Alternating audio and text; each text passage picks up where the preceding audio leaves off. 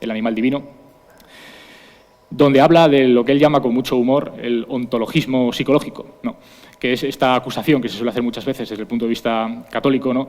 De que lo que pasa es que Gustavo Bueno no ha sentido la llamada de Dios, o es que ha perdido la fe, o estas cosas, ¿no? Entonces él dice, no, yo he tenido experiencias religiosas, y las cuenta. ¿Y cuál es su experiencia religiosa? Pues la experiencia religiosa es la que tuvo a finales de los años 70 o principios de los 80, me parece que en Niembro, si no me han contado mal la historia, con un perro muy grande con el que se cruzó. Y él, convencido hasta ese momento de que los perros, de alguna manera, los animales eran máquinas, ¿no? De que esa casilla de lo impersonal infinito de lo personal finito estaba constituida por cosas o animales, se dio cuenta de que ese perro, que podía atacarle, ¿no? Entonces sintió un cierto temor luminoso hacia ese animal, se dio cuenta de que ese animal estaba también pendiente de lo que él hacía. Entonces se cruzan por el camino y gira la cabeza y se da cuenta de que el animal también gira la cabeza para ver cómo ha reaccionado Bueno. Entonces en ese momento, según cuenta Bueno en esa primera cuestión con Libetal, se da cuenta de que ese animal no es una máquina, porque si el animal es una máquina, entonces él también es una máquina, porque resulta que han hecho lo mismo, han tenido exactamente la misma percepción de la situación. Entonces, la cuestión de la etología aquí es fundamental, la constitución de la etología. Y el mismo Bueno lo dice en Animal Divino, que no se hubiera atrevido nunca a publicar las tesis del animal divino si no hubiera sido por la constitución, por la cristalización de la etología como disciplina moderna después del premio Nobel a Konrad Lorenz y a esta gente, ¿no? Es decir, la idea de que los animales no son máquinas, no son cosas, sino que tienen, de alguna manera, personalidad. Y aquí estamos otra vez con el tema de la personalidad. Y esto es una cosa que yo la he percibido y se lo dejo a su consideración. Me parece que en el animal divino, cuando Bueno habla de los númenes, que son los animales, habla de númenes personales finitos, lo dice varias veces, la personalidad de esos animales. Personalidad entendida prácticamente en el sentido de la etología, es decir, como sujetos operatorios, es decir, como centros, dice él, centros de voluntad y de inteligencia, es decir, que tienen vis apetitiva y vis cognoscitiva, porque son capaces de ese tipo de conductas inteligentes, entre comillas. Ahora, Bueno remoza de alguna manera esta terminología, porque si vamos ya a otro texto posterior, del 2007, que pertenece al cuerpo también de la filosofía de la religión de Bueno, que es La fe del ateo, en La fe del ateo ya no encontramos esta terminología, yo al menos no he encontrado la terminología de númenes personales finitos, sino que prefiere otra denominación, que es la de númenes personiformes. Aparece en varias ocasiones, luego voy a leer una cita donde aparece númenes personiformes. Y esto, de alguna manera, nos pone... Bueno, esto es yo creo que está inspirado en lo que decía Brunswick, me parece que se llamaba el etólogo, que hablaba de que los animales son raciomorfos. Es decir, no es que sean racionales, pero que tienen conductas que al menos parecen o que tienen la forma de conductas racionales. Es decir, son raciomorfos. Bueno, pues de la misma manera que no se puede decir que los animales sean personas, aunque ya veremos qué significa esto, sin embargo sí que son personiformes en el sentido en que tienen conductas que pueden ser entendidas como ejes de voluntad y de inteligencia, es decir, como manifestaciones de vis cognoscitiva y vis apetitiva, dicho en los términos tradicionales.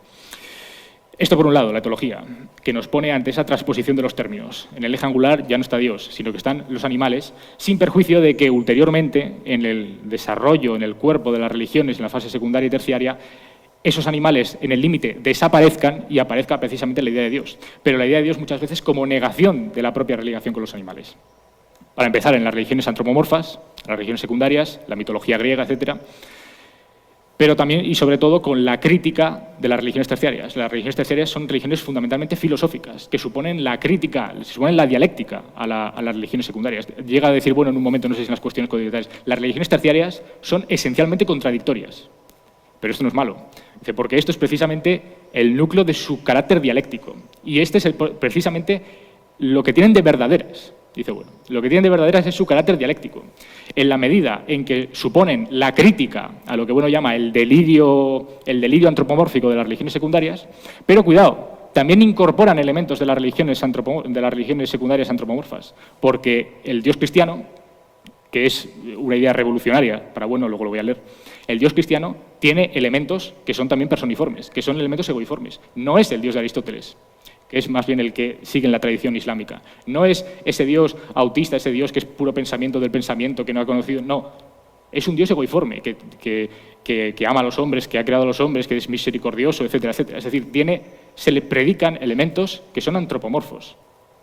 Es decir, que las religiones terciarias, en este caso el cristianismo, por referirnos a la más importante o a la que mejor conocemos, o a aquella en la que estamos más o menos inscritos culturalmente, La religión cristiana, por una parte, tiene la crítica, la trituración radical a la idea del Dios aristotélico, a la teología natural aristotélica, pero por otro lado, tiene la crítica a las religiones secundarias antropomorfas, pero por otro lado, en cuanto que contiene también la crítica a la teología natural aristotélica, incorpora elementos egoiformes, antropomorfos de las religiones secundarias. Y aquí está la verdad del cristianismo, aquí está la verdad de las religiones terciarias, en esta incorporación de elementos egoiformes, que es, desde el punto de vista ontológico, la mayor revolución de la historia de la filosofía, según dice Bueno. Esto tiene que ver con el ateísmo católico. Hago una consideración que quería hacerla un poco más larga, pero da igual. El ateísmo católico, como ustedes saben, ha dado mucho que hablar. Últimamente ha habido polémica sobre este tema. Si ustedes van al Animal Divino, o a cualquiera de los textos anteriores al Animal Divino, no van a encontrar el sintagma ateísmo católico por ninguna parte. Si van a las cuestiones colivetales, tampoco. El ateísmo católico, hasta donde yo he podido encontrar, aparece simplemente mencionado en La fe del ateo y en algún artículo más, en alguna entrevista, pero es un término en el que prácticamente Bueno no se detiene. Y cuando aparece en La fe del ateo, en el inicio de La fe del ateo, lo llama... lo que hace es, el argumento fundamental de Bueno al principio de La fe del ateo es que llamarse ateo, sin más, pues es como no decir nada, porque hay muchas clases de ateísmo, ¿no? Entonces va repasando diferentes tipos, diferentes clasificaciones posibles del ateísmo: ateísmo privativo, ateísmo negativo, ateísmo esencial, del que ya he hablado, ateísmo existencial, que no es lo mismo, ateísmo, y por supuesto ateísmo católico, ateísmo judío, ateísmo islámico, etc. Claro, lo que ocurre con el ateísmo católico, al menos lo que yo he visto en estas polémicas o en los últimos años, es que se ha intentado vaciar el ateísmo católico de contenido filosófico, prácticamente entendiendo que el ateísmo católico viene a ser algo así como catolicismo cultural. Es decir, que, dicho rápidamente, se mantiene el rito aunque se haya triturado el mito, aunque no se mantengan los dogmas de fe, por ejemplo. Sin embargo, pues hay gente que sigue yendo a misa, o hay gente que sigue siendo culturalmente católica, en el sentido pues que no se mantiene una moral católica, o son monógamos, o les gusta el arte sacro, o este tipo de cosas, ¿no? Claro, la reacción de los católicos ante esta interpretación del ateísmo católico es evidente y además es impecable, porque la reacción es, bueno, es que el catolicismo no solamente es el rito, también es el mito, entre comillas. Es decir, también son los dogmas de fe. Si no tienes los dogmas de fe no puedes llamarte católico. Es decir, el ateísmo del católico y el ateísmo católico desde ese punto de vista sería algo así como un círculo cuadrado, ¿verdad? Y efectivamente, porque si se interpreta así, en ese sentido reduccionista, puramente práctico, sociológico, el ateísmo católico, pues efectivamente los católicos tienen razón. ¿Cuál es el problema? Pues que yo creo que el ateísmo católico no es esto exactamente. Porque que nosotros somos católicos culturales al margen de la fe que tengamos, al margen de los dogmas que mantengamos, lo que sea, pues es evidente. Pero es evidente no por cuestiones filosóficas, este es el asunto. Es evidente sencillamente, pues, para empezar, porque somos españoles, yo creo. Porque estamos en un pueblo que se llama Santo Domingo de la Calzada, porque pasa por aquí el Camino de Santiago, porque hay una catedral, porque etcétera, etcétera. Porque ustedes tienen nombres bíblicos, la mayoría de ustedes, yo no, porque procedo de una parte paganizada todavía del imperio, pero si el ateísmo católico se reduce a la influencia objetiva que tiene el catolicismo históricamente y culturalmente en España, entonces todos somos necesariamente ateos católicos.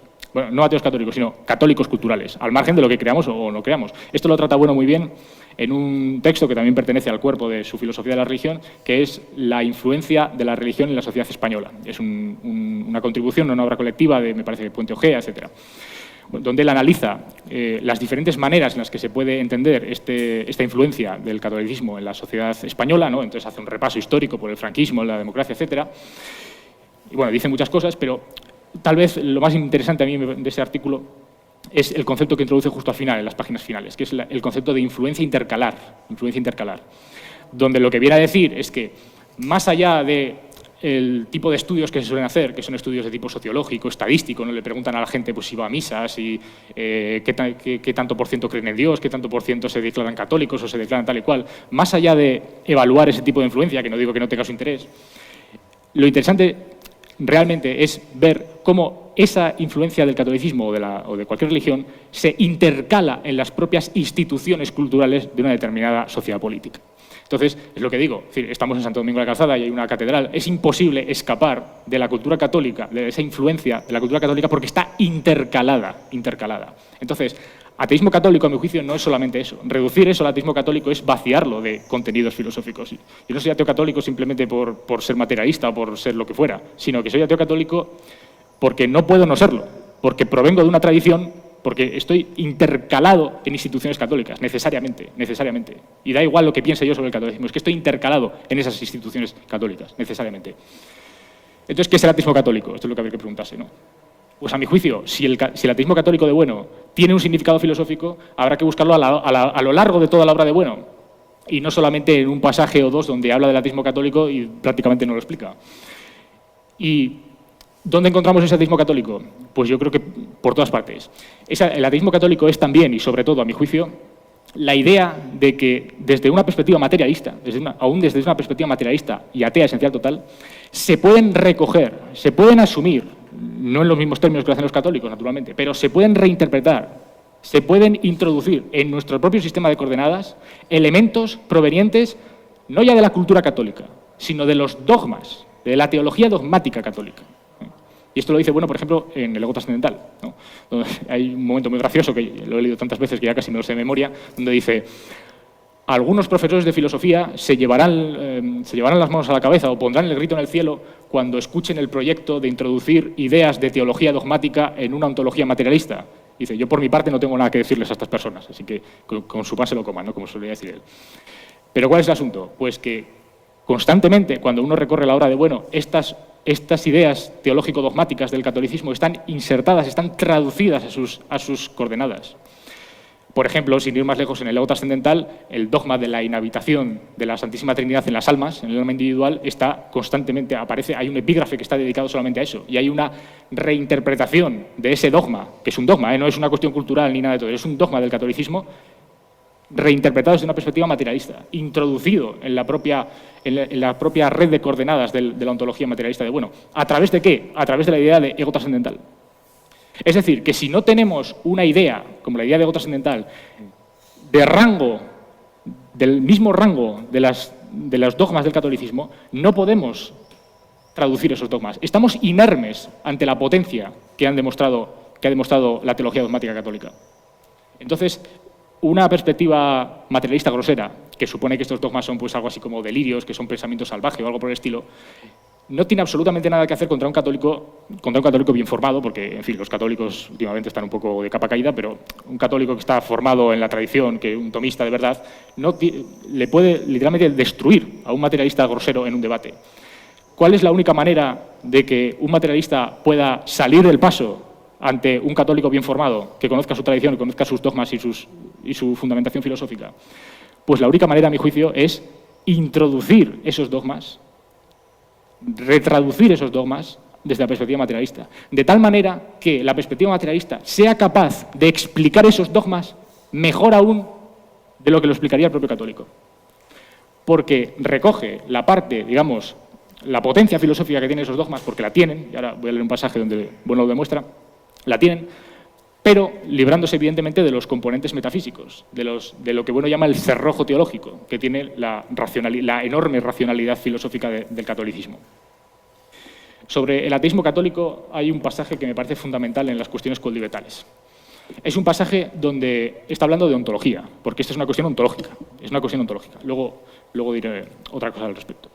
Y está hablando de lo que Bueno llama las tres grandes ordenaciones algebraicas, ¿no? Ustedes saben que en la metafísica presocrática, pero también posteriormente, Bueno recoge tres ordenaciones algebraicas, tres grandes ordenaciones algebraicas, que vienen a representar de alguna manera la ontología característica del mundo antiguo, de Grecia y Roma, del mundo medieval cristiano, por otra parte, y del mundo moderno materialista, en la tercera fórmula, ¿no? Entonces nos dice lo siguiente: es evidente que no se trata de transformaciones, de permutaciones o de subversiones meramente algebraicas, es decir, que no es una cuestión de lógica formal, no es una cuestión de símbolos.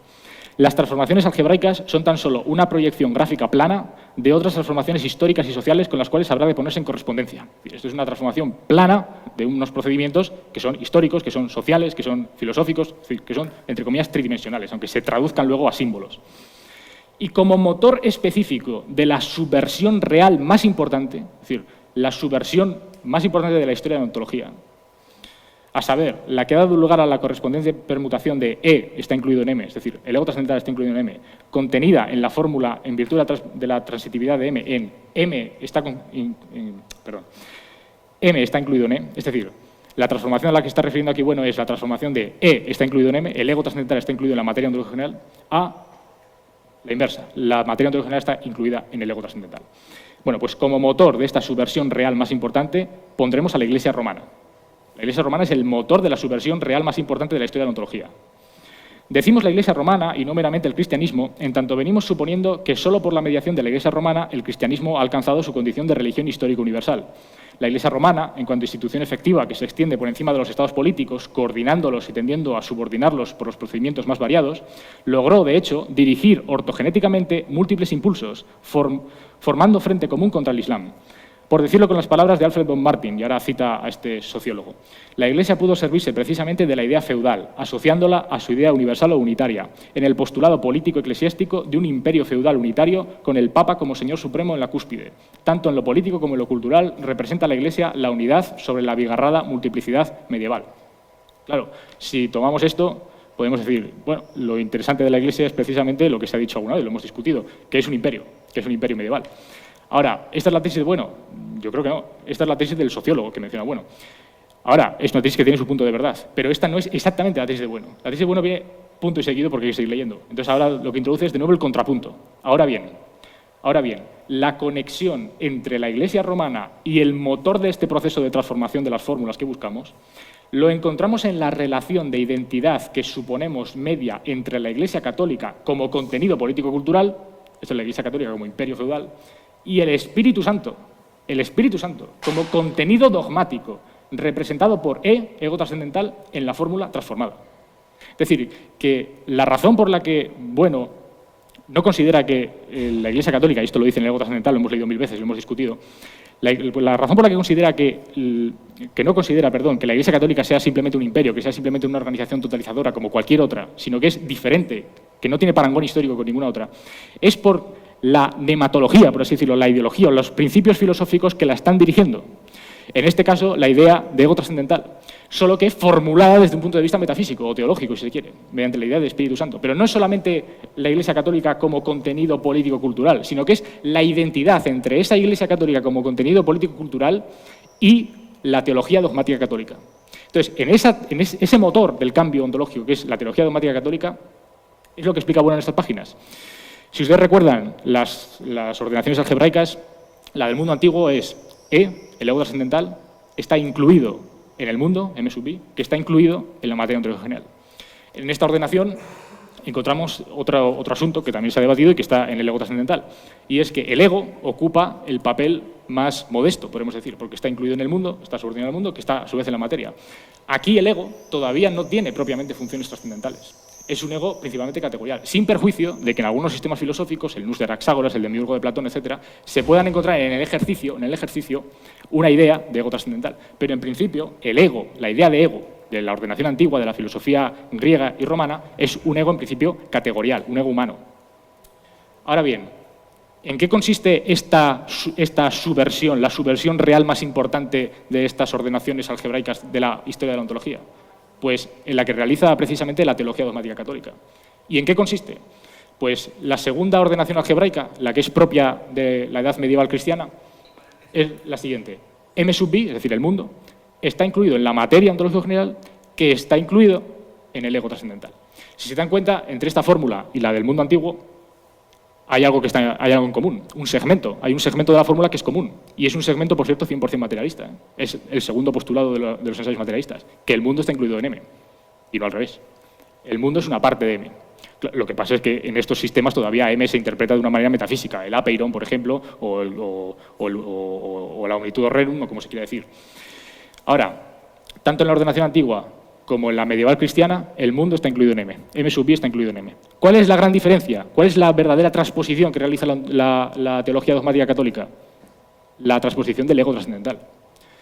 Que primero, en la ordenación antigua, está incluido en el mundo, que está incluido en la materia, y en el caso de la teología dogmática, el ego se convierte ya no en un ego categorial, sino en un ego trascendental, que es Dios, Dios Padre. De tal manera que el mundo está incluido en la materia o en la omnitudo rerum, que a su vez está contenido en Dios, que es el ego trascendental. Y entonces aquí lo que ocurre en el mundo medieval es que el ego, la idea el ego trascendental, se convierte en lo que uno llama la cúpula ideológica del mundo medieval. Y esto es algo que lo realiza la Iglesia católica. Y, bueno, finalmente, lo que ocurre en el mundo moderno, con la ordenación algebraica moderna, que ya no pone al ego ni al principio como un ego categorial, ni al final como cúpula ideológica, sino que lo pone intercalado entre medias. Es decir, que el mundo está dentro del ego trascendental y el ego trascendental a su vez está dentro de la materia ontológica. Bueno, estas ordenaciones, como saben, se pueden recorrer en diferentes sentidos vectoriales, etcétera, no me meto en detalles. Esta ordenación es la ordenación moderna, es la ordenación del idealismo, si se recorre de un lado, y es la ordenación propiamente materialista, la ordenación del materialismo filosófico, si se recorre desde el punto de vista de la materia ontológico especial del mundo a la materia ontológica general por medio del ego trascendental, que está intercalado, insisto. El ego trascendental tiene funciones de eslabón y funciones de totalización, totalizar el mundo y funcionar como eslabón a la materia ontológica general. Esta es una operación que es propia del materialismo, pero que el materialismo no podría haberla llevado a cabo en el mundo moderno si no fuera por la transposición previa que había hecho la ordenación algebraica de la ontología medieval cristiana. Esto lo mencionó ayer Carlos, ¿no? La idea de que el Dios cristiano lo que tiene es ese componente operacionalista, de tal manera que cuando se produce la inversión teológica a partir de la revolución científica del siglo XVI y XVII, lo que ocurre es que esos elementos operacionalistas que tenía el Dios cristiano, ese ego trascendental puesto como cúpula ideológica, se ocurre un trasvase y se proyectan sobre los egos categoriales, de tal manera que el ego trascendental ya no es la cúpula ideológica, pero sus funciones ontológicas, ya no entendidas en sentido metafísico, sino en un sentido histórico, son proyectadas sobre los egos categoriales. Bien. Entonces, esto por lo que respecta al ateísmo católico. Bueno, como digo, este tipo de operaciones son, a mi juicio, los fundamentos del ateísmo católico de bueno. Porque ateísmos católicos hay muchos. Hay divulgadores por ahí en Internet que dicen... Bueno, lo que hacen los divulgadores en realidad es copiar una entrada de la Wikipedia, no sé si lo habrán visto, en la Wikipedia hay una entrada que se titula Ateísmo católico, precisamente.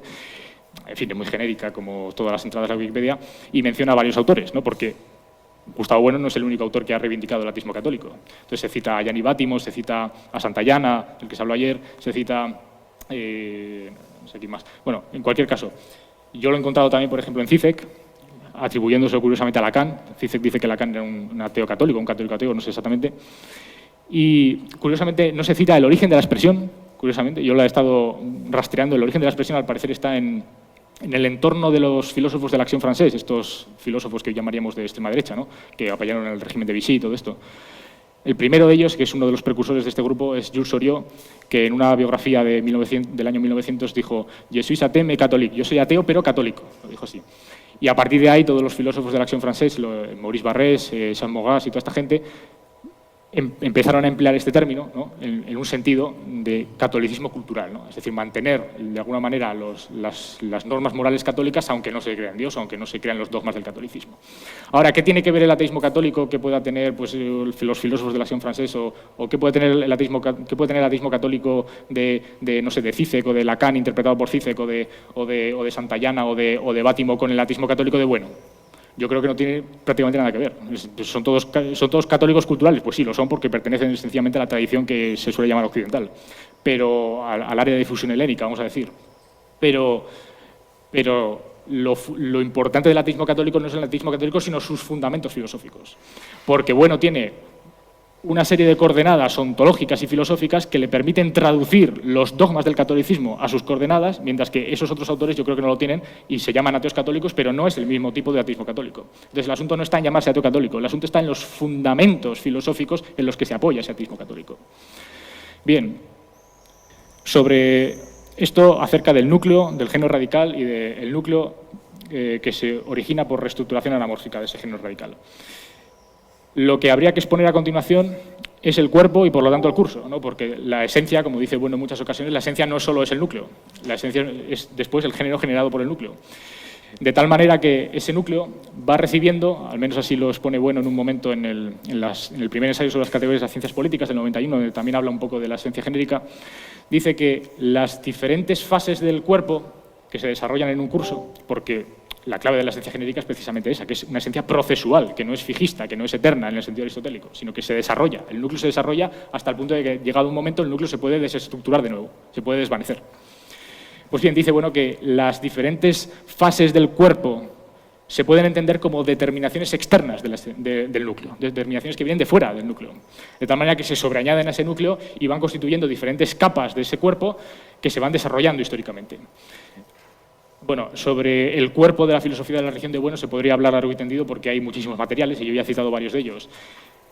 La fe del ateo, por ejemplo, el libro de 2007, se puede entender precisamente como un desarrollo de ese núcleo, puesto que la idea de ateísmo, que es, como digo, esencial para entender la constitución misma del núcleo de la filosofía de la religión de bueno, todavía no está desarrollada en el animal divino. En el animal divino no hay propiamente una teoría de teorías del ateísmo como lo habrá después en el libro de 2007.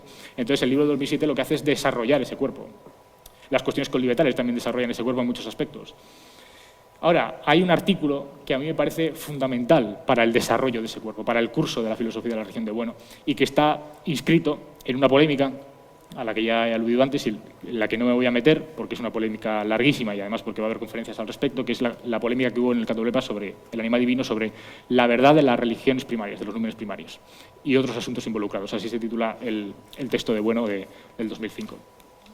Ese texto es muy curioso porque es un texto en el que Bueno, digamos, tercia en una polémica que ha involucrado a un montón de figuras de la escuela, de personas y de interpretaciones diversas sobre su obra. Y la forma de terciar es realmente curiosa, en fin, a mí me parece muy significativa, porque lo primero que hace Bueno en ese artículo, aparte de, en fin, de construir esta tabla donde habla de los dos criterios, de personal humano, impersonal no humano, todo esto, de definir un poco cuál era el proyecto, porque lo llama así, el proyecto, el programa del animal divino, que es para él un ensayo tiene carácter programático, es decir, que tiene que ser desarrollado.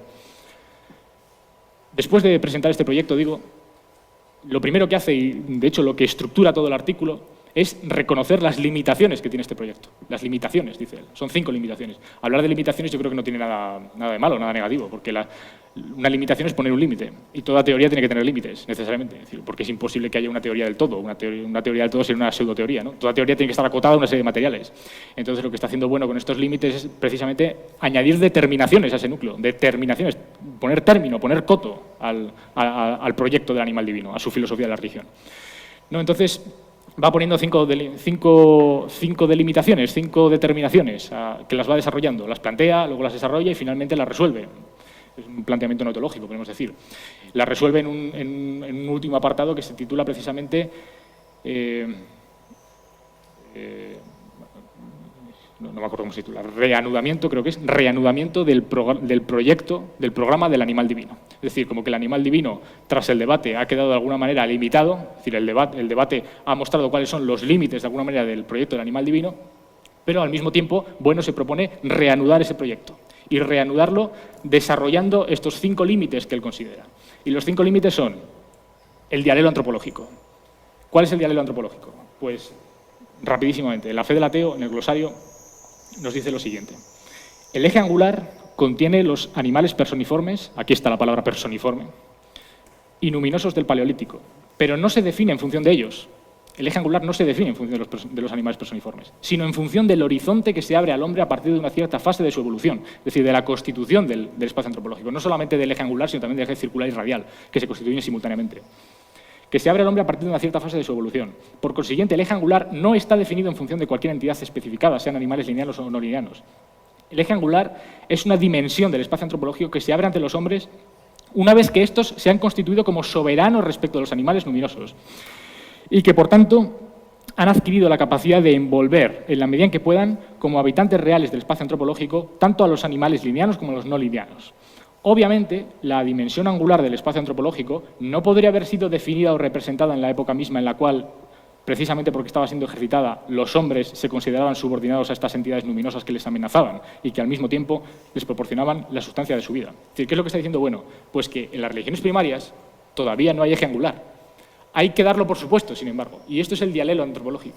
El eje angular en las religiones primarias está ejercitado, porque para que haya eje angular tiene que haber ya dominación, tiene que haberse invertido el eje de la dominación. En las religiones primarias, y esa es la razón por la que se habla de personalidad de los animales, porque la personalidad supone el canon de la igualdad, solo se constituye, no autotéticamente, sino alotéticamente respecto de la dominación de los animales. Es decir, yo puedo reconocer como iguales a los otros hombres en el género, en el eje circular del espacio antropológico, pero porque ya los he disociado de los animales.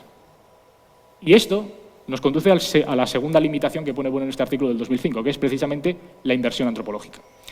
¿A qué se refiere la inversión antropológica? Pues precisamente en el paso, que también es una anamorfosis, en el paso del hombre del animal al hombre, de la escala etológica, de la escala animal a la escala antrópica. Por cierto, la escala antrópica aparece a menudo aquí, y aparece también la palabra anantrópico, pero nunca la utiliza en un sentido, en el sentido nosológico. Anantrópico quiere decir simplemente aquí que no gira en torno al hombre. Entonces, los números personales finitos, es decir, los animales, muchas veces también los denomina sujetos anantrópicos. Sujetos anantrópicos. Es decir, cuando se habla de lo anantrópico en la obra de Bueno, yo nunca encuentro que haya una segregación del sujeto, como se ha dicho algunas veces. Anantrópico quiere decir sencillamente que no es humano, o que no gira en torno al hombre. Pero que no sea humano no quiere decir que no sea humano en sentido exclusivo, es decir, que no haya ni ser humano ni sujeto ni nada, sino que hay humanos, pero hay también elementos en el espacio antropológico que no son humanos, que son anantrópicos, pero eso no quiere decir que estén al margen de cualquier sujeto o al margen del ego trascendental, mucho menos. Bueno, entonces, la inversión antropológica. Nos dice, esto lo dice en un artículo del 2006 que se titula ¿Por qué es absurdo otorgar a los simios la consideración de sujetos de derecho? Porque claro, si estamos hablando de que los animales, en el animal divino se les llama númenes personales finitos, es decir, que tienen personalidad, y después se llama personiformes, pues inmediatamente aquí estamos poniendo en bandeja el argumentario animalista, ¿no? Si son personas, pues vamos a darles derechos y deberes. Bueno, pues en este artículo sale al paso de esas interpretaciones y nos muestra por qué es absurdo otorgarle derechos a los animales por mucho que tengan elementos personiformes. Y hace una argumentación en la que no me voy a meter tampoco, utiliza el par de conceptos autotético-alotético, retoma la idea de persona, tal y como lo había ya esbozado en este artículo del 53 al que me he referido antes, pero sobre todo introduce también las fases de la religión, la primaria, la secundaria y la terciaria, el curso del cuerpo de la religión. Y lo vincula precisamente a la inversión antropológica. Nos dice, la primera etapa del proceso de transformación de los individuos humanos en personas humanas podría ponerse en correspondencia con la etapa que venimos llamando de las religiones primarias, por las que debieron ir pasando a su debido tiempo las diversas sociedades humanas. La evolución de estas sociedades humanas, a través de la evolución de su tecnología y de su organización social, determinará el cambio progresivo, aunque lento, de las relaciones de dominación y control entre los hombres y los animales. Los métodos de caza serán cada vez más eficaces, el comienzo del proceso de domesticación, etcétera, etcétera. Y llega la época, que ponemos en correspondencia con las épocas de las religiones secundarias avanzadas, las religiones antropomorfas, en las cuales los animales luminosos reales van desapareciendo y son sustituidos por animales mitológicos antropomorfos, que ya no pueden controlar a los hombres porque no existen. Es decir, se ha producido esa inversión en el eje de la dominación. Ya no son los animales personiformes los que dominan a los hombres, sino que son los hombres los que dominan a los animales. Ya se ha constituido el eje angular.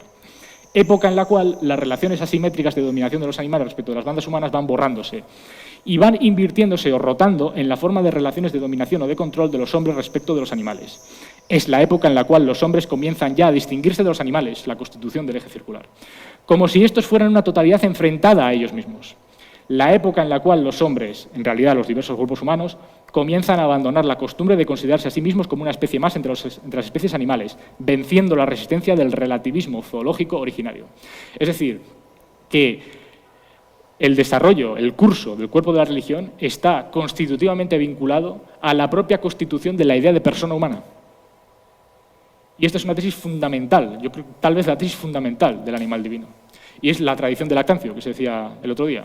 La tradición de Lactancio, el homo religiosus. El hombre es hombre religioso. En el momento en el que domina a los animales y, por lo tanto, introduce la crítica a las religiones primarias, se constituye el eje antropológico, se segrega el eje angular, por lo tanto se segrega el eje circular con el canon de la racionalidad, donde unos hombres se reconocen frente a otros, y ahí es donde se produce la inversión antropológica. Ahí es donde se produce el hiato entre los animales y los hombres. Es decir, el hombre es animal religioso. En el momento en el que el hombre no tiene todavía religiosidad, no es propiamente un hombre, dice, es un protohombre. Y por eso, parafraseando otra de las cosas que dice, en el animal divino, la religión puede considerarse como una característica intrínseca del hombre, o es una característica del hombre. Y esto es exactamente lo que quiere decir el espacio antropológico. El espacio antropológico lo que nos está diciendo es que no se puede definir al hombre, no se puede definir la idea de hombre, la idea misma de hombre, sin referencia a los fenómenos religiosos, sin referencia al eje angular, porque entonces te quedas en un espacio plano. Tercera limitación, la idea de la encarnación. Esto lo dice, de nuevo, aquí está ejercitando el ateísmo católico, porque la encarnación es un dogma católico. Ahora, ¿cómo entiende el dogma de la encarnación? Pues como la encarnación de los números reales con el eje angular. Porque hemos dicho, el eje angular lo ha construido de acuerdo con unos principios, entre comillas, lógicos o no sé lógicos, ¿no? Cruzando una serie de criterios. Ahora, el asunto es cómo identificas una determinada serie de entes reales, en este caso los seres personiformes finitos, con cada uno de los ejes. Esto es lo que Bueno llama la encarnación de los animales en el eje angular. Entonces, esto lo desarrolla en el mismo artículo del 2005, en el artículo sobre la verdad de las religiones primarias, nos dice lo siguiente. En el eje angular, por tanto, no había sido introducido ad hoc para incorporar a los animales al espacio antropológico, lo que hubiera constituido una especie de petición de principio o círculo vicioso. Claro, introducimos el eje angular ad hoc para introducir a los animales, y los animales, como seres luminosos, los definimos en función del eje angular. Entonces sería una especie de argumentación puramente circular, sería un círculo vicioso. La introducción del eje angular no se basaba tanto en principios supuestamente empíricos, es decir, no es cuestión de recoger materiales antropológicos, porque el mismo material antropológico se puede recoger de diferentes maneras, cuanto en el resultado de una construcción lógica, de un logos, como ya se advierte en la primera edición del Animal Divino y figuraba también en el artículo sobre el concepto de espacio antropológico del 78.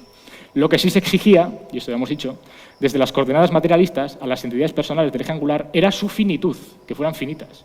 Y ello por la razón de que si algunas de estas entidades fuese infinita, la idea de personalidad infinita, Dios, anegaría a todas las demás entidades angulares del espacio antropológico. Esta es la idea.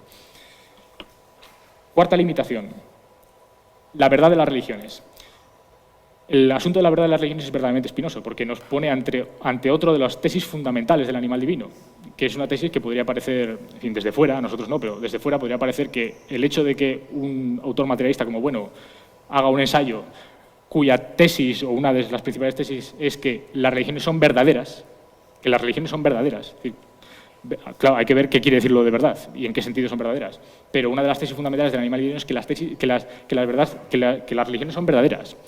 ¿Y en qué se funda esto de que las religiones son verdaderas? Pues esto ya estaba en el Animal Divino. Por ejemplo, en el escolio sobre la necesidad y la posibilidad, el escolio 7, donde Bueno vuelve de nuevo al argumento ontológico. Nos dice, por eso, aun cuando el argumento ontoteológico tenga poco que ver directamente con la filosofía de la religión, en cambio, la filosofía de la religión sí tiene mucho que ver con el argumento ontológico, convenientemente tratado, a saber, como argumento que se apoya en la implicación entre la esencia de un numen finito y su existencia en la transformación de los términos de esta implicación, de forma que el numen finito, al desarrollarse como esencia infinita, se desvanezca como numen.